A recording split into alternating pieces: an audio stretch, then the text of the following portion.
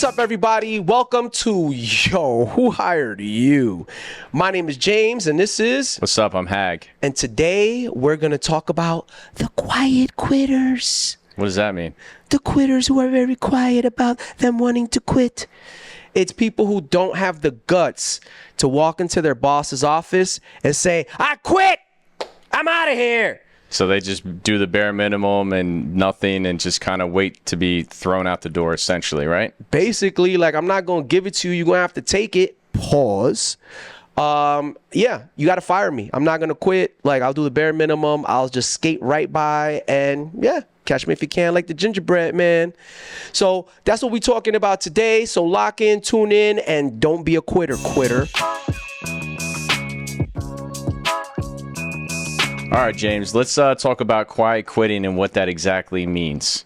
All right, so basically what a quiet quitter is somebody who has either had enough of their bad leadership, their toxic work environment, or their compensation not matching their job description, or at least having the feeling of all of the above, right? Okay. I feel like I got a bad manager, I've got a toxic work environment, I'm not getting paid enough to do this, so I'm only going to do the bare minimum. I'm only going to do what my job description says. Okay. So like if you see something that's wrong, you're not going to address it, you're just going to let it fail?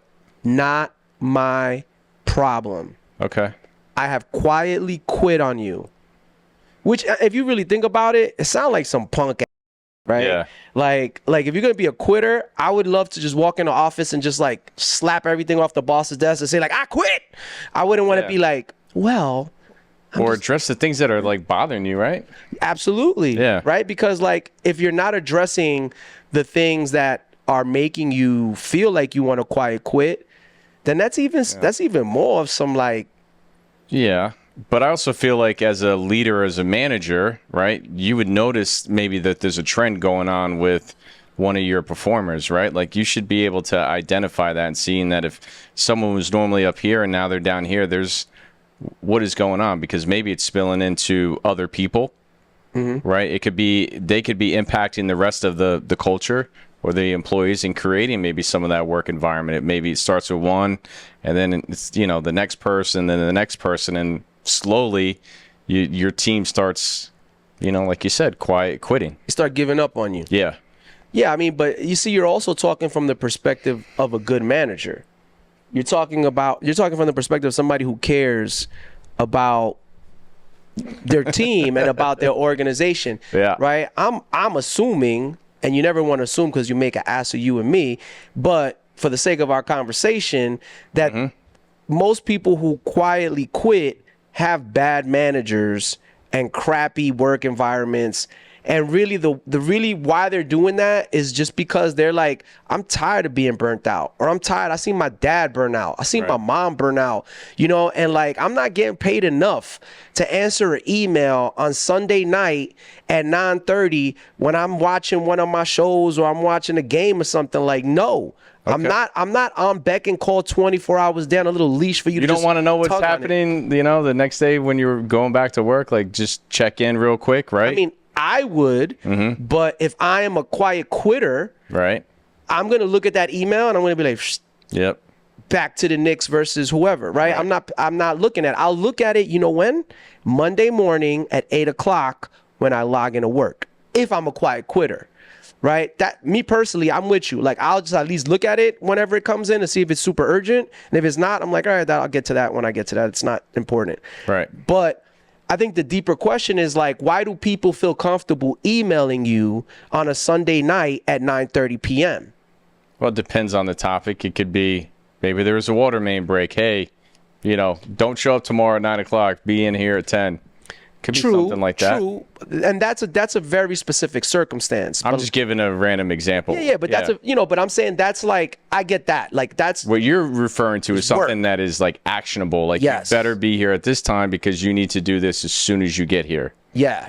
Or I need you to do something right now. Why are you not checking your email at Sunday at 9:30 at night? Yes. Right. Bozo stuff. That's bozo mentality right there. Because if unless I have a very specific arrangement with my manager or my job specifically calls for me to be on point 24 hours a day, 7 days a week, congratulations, you played yourself thinking I'm going to answer an email at 9:30 at night on a Sunday if I am a quiet quitter or it's not part of my job description. And that's to the point of what these people are saying. They're saying, hey, man, that's not my job. I'm doing my job. I will do my job to the best of my ability from 8 a.m. to whatever time I clock out.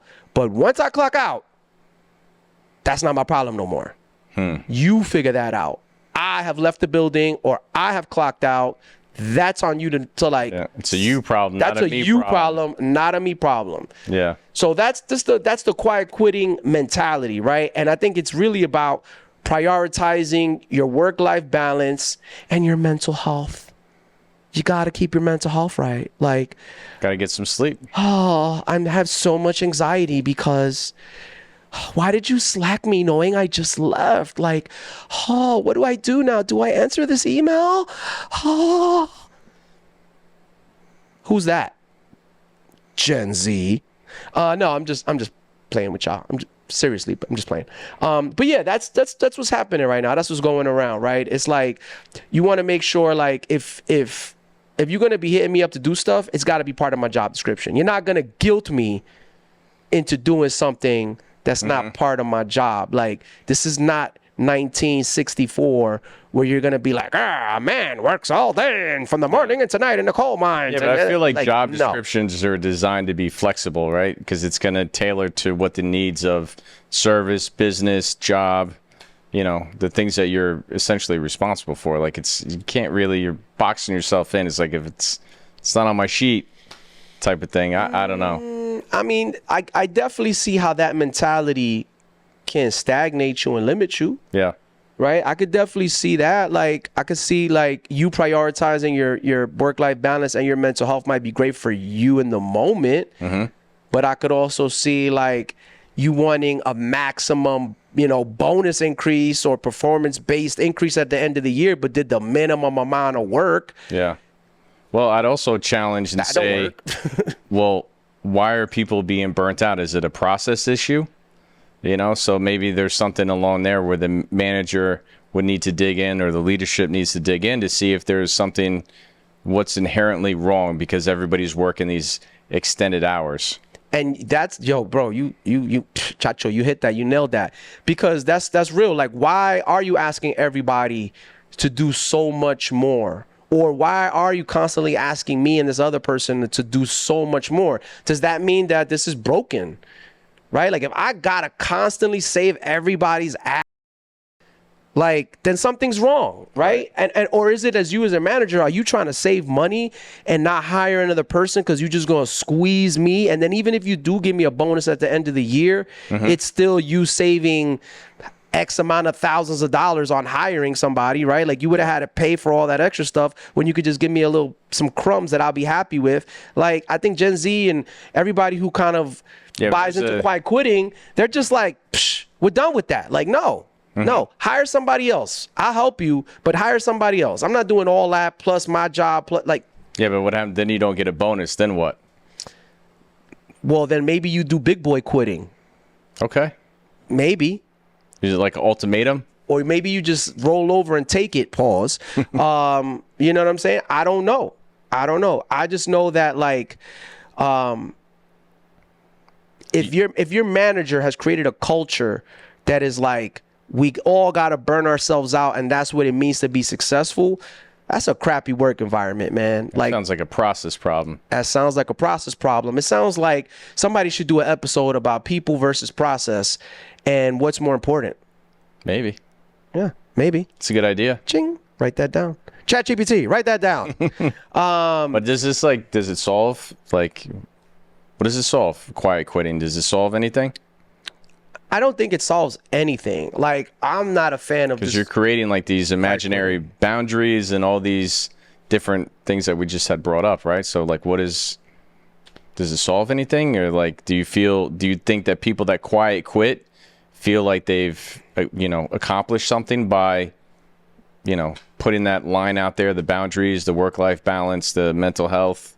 things of that nature? I think it helps you in the moment. Like, it helps the quiet quitter in that particular moment to feel like I did something. I drew a line and I'm enforcing that line.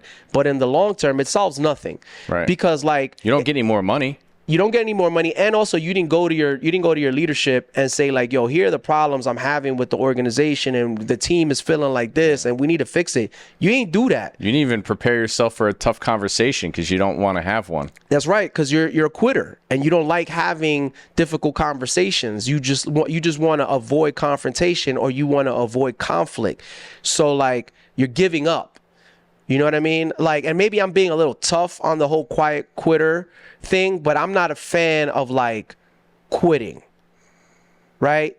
I'm kind of the school of, like, hey man, we're gonna ride this till the wheels fall off, and we're gonna try to do our best as long as we can. Now, if we get to a point where culturally we don't align, I'll leave, because I feel like this doesn't fit me no more from a cultural or from my career progression. Or the organization might be like, you know what, you're not a fit for us anymore. You got to go. We're going in a different direction. At least you're being honest about it, right? Yeah. With yourself and with the employer and everything like that. So yeah, because you know what also I think is getting lost in a lot of this is, like, depending on the industry you're in, it's usually a small circle. Right? Like, it's usually a very tight-knit community of people that you're going to see just play musical chairs throughout all the major organizations. Pause. Pause. So, like, if I'm a quiet quitter with your organization, you're going to be like, yo, James is a low performer. He's doing the bare minimum. Like, it's not enough to fire him. But, like, if I could fire him for this, I would, because he's just not giving me everything that I need out of an employee. Right? And then I go to a next company and I'm applying, and then you know the person there. So then they're going to be like, wait a minute, you came from that organization? Hag's over there. Hey, Hag. What's the feedback? Do you know this guy? And he's going to be like, he's a quiet quitter. He likes to quit quietly. That definitely does happen. It's a real thing.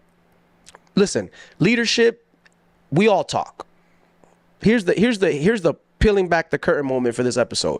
We all talk. If he's my man and he's at a different company, right, and I've got somebody from my company applying at his company, he's gonna tell me, and vice versa, right? Or if I see somebody that left my org and went over there, and maybe like they got in, they're a good person, but I might give them the lowdown. I might be like, look, this person is X, Y, and Z. In a good or a bad way. I might be like, yo, this guy's great. They don't lie. You got a good one. Or I'd be like, look, keep your eye on them. Or, hey, this person needs development. But we talk. If you see something on a resume, right, and there's places you used to work at and people you might know, you're going to reach out to them. It's just a natural way of doing business. Like, you'd be a whole bozo to think that, like, people that know each other and work at different orgs aren't going to communicate. First phone call they're going to make. That's the first thing that happens, bro. That's the point of networks. This resume. Like, I worked here. Like, come on, Call them up. The problem is that a lot of people only think of networks in the thing of, like, social media. They don't think about real world networks, right? They think about their own, like their small little. They won't know that person. They never heard of me, but you'd be surprised. Oh, I've only worked in this industry 20 years. You'd be surprised. I'm not gonna know anybody anywhere else. Like, come on, guys, come on. So, in summary, Hagedorn. Yes. What are your final takeaways from the quiet quitting epidemic? My biggest takeaway would be, don't do it. Because it's not there's no good outcome, right? No, there's no winner. Like, you're not winning. Like, you're just kind of like limiting yourself. You're not having a tough conversation. You're not more than likely getting more compensation. You're going to be miserable. And then you're just going to want to eventually move on to something else. Like, and you're going to essentially maybe even impact, like I said before, like the people that you work with, right? And you're going to create a bad work environment for everyone else. Quitter. All right. And on that note, we're going to quietly quit on you right now.